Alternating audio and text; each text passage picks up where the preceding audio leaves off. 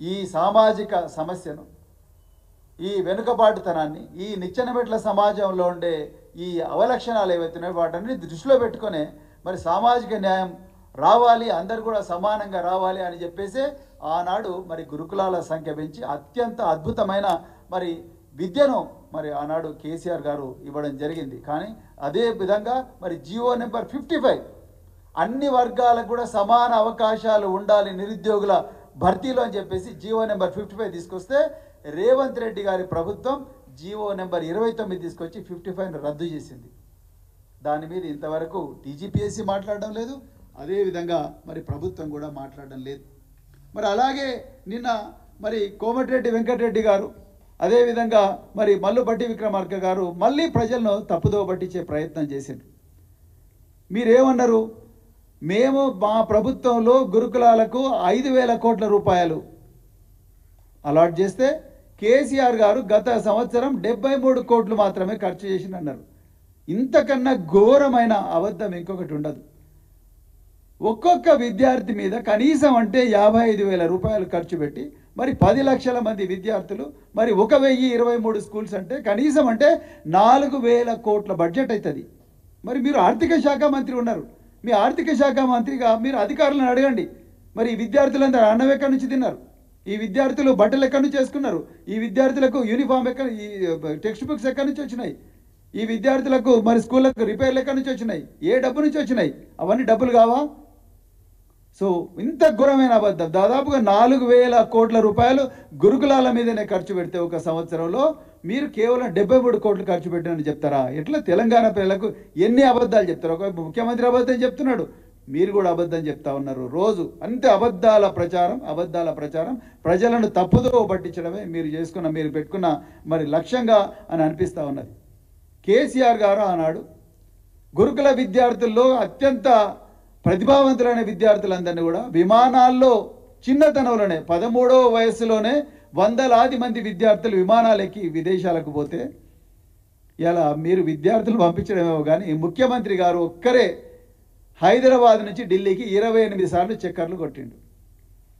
మేమేమో మా ప్రభుత్వంలో విద్యార్థులను విమానాలు ఎక్కిస్తే ఇలా విద్యార్థుల పుట్టగొట్టి ముఖ్యమంత్రి గారు మరి ఆయన్నే 28 సార్లు ఢిల్లీ ట్రిప్ వేసిండు విమానాలు. అంటే మీరు అర్థం చేసుకోండి. అది కాకుండా ఇక లండన్ థేమ్స్ నది పోయి వచ్చిండు, మరి దక్షిణ కొరియాలో హాన్ నది చూసి వచ్చిండు. ఆ రివర్ ఫ్రంట్ చూసినప్పటి నుంచి ఈ హైదరాబాద్ ప్రజలకు కంటి మీద కొనుకు లేదు, మూసి రివర్ ఫ్రంట్ పేరు చెప్పి అక్కడ ప్రజలు ఇబ్బంది పెడతా ఉన్నాడు. అదేవిధంగా మరి ట్రిపుల్ ఐటీ బాసర్లో 8,000 మంది విద్యార్థులు ఒక క్యాంపస్లో ఉంటే ఎంతో ఇబ్బంది అవుతుంది పిల్లలకు. ఆ 8,000 మంది విద్యార్థులు ఒక దాంట్లో ఉంటే దాని మీద స్టడీ చేయకుండా, దాంట్లో వస్తున్న ఇబ్బందులను స్టడీ చేయకుండా 2,560 మంది విద్యార్థులు ఒక దగ్గర పెట్టడానికి పూర్తిగా మేము ఖండిస్తున్నాం. అదేవిధంగా మరి ఈ నిన్నగాక మొన్న గురుకుల పాఠశాలలో దాదాపు 186 మంది విద్యార్థులకు మెడికల్ సీట్లు వచ్చినాయి. సాంఘిక సంక్షేమ శాఖను ఉదాహరణగా తీసుకుంటే 186 మంది విద్యార్థులకు వస్తే ఆనాడు కేసీఆర్ గారు వెంటనే ఒక్కొక్కరికి 50,000 రూపాయల పారితోషికం ఇచ్చి ఒక్కొక్కరికి ఒక ల్యాప్టాప్ ఇచ్చిండ్రు. ఇంతవరకు కనీసం ఒక మంత్రి పోయి అడిగిన పాపాన పోలే. ఎందుకంత మీకు కొసి గురుకులాల మీద? ఈ పిల్లలు బాగా చదువుకుంటే ఎందుకు మీరు మరి భరించలేకపోతున్నారు? ఇవాళ మేము ప్రభుత్వాన్ని ఒకటే డిమాండ్ చేస్తున్నాం, మీరు దయచేసి అంకెల గారడి బంద్ చేయండి. అంకెల గారడి బంద్ చేసి విద్యార్థుల జీవితాలతో ఆడుకోకండి.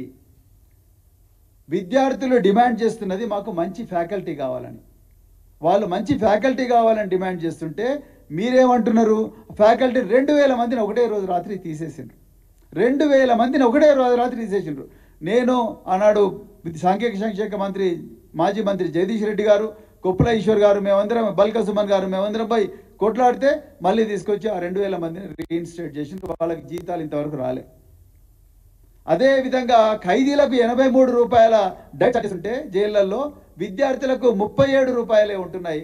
వాటిని పెంచండి అని మేము ఎప్పటి నుంచో రిక్వెస్ట్ చేస్తున్నాం. ఇంతవరకు దాని మీద ఎవ్వరూ మాట్లాడలేదు.